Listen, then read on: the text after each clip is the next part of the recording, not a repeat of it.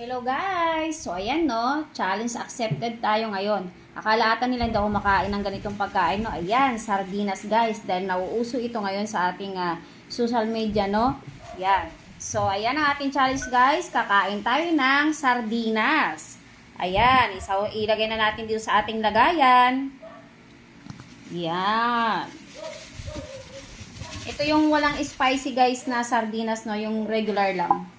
At syempre guys, mayroon tayo ditong patis na may kalamansi. Lalagyan natin ng maraming chili powder. Lilipad. Ayan, masarap yan guys. Chili powder.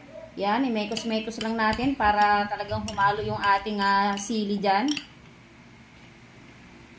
At syempre guys, meron tayo ditong kape. Yan. Ito yung partner na masarap pagkakain tayo ng sardinas, no? So, ayan guys, kain tayo. At syempre, yung ating kanin, no? Yan, kuha na tayo ng ating sardinas dito. Lalaki ng sardinas, guys, oh. At yung sabaw niya. May isang masarap nito, guys, yung fried naman yung prito. Masarap din yun. Yan, akala nila ata, hindi tayo kumakain ng sardinas. Nung mga bata pa kami, nako, kaldereta na sa amin yan, guys, yung ganyan sardinas, no? Dahil mahirap ang buhay natin. At ayan, ito na yung ating sausawan na may patis, na may kalamansi, na may chili powder. So, ayan. Kain tayo, guys. O, first bite. Ang sarap.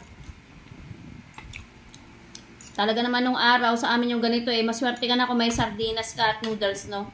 Sa hirap ng buhay mo noon. Kain tayo. At saka masustansya ang sardinas ha.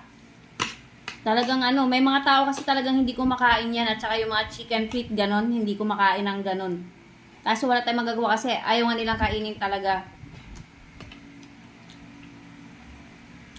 Sarap. Ngayon kape.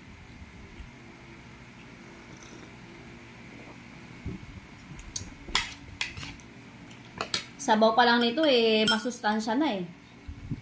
Good for the heart na yung sabaw nito.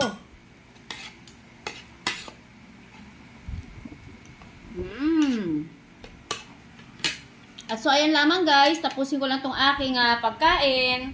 Thank you for watching and bye-bye!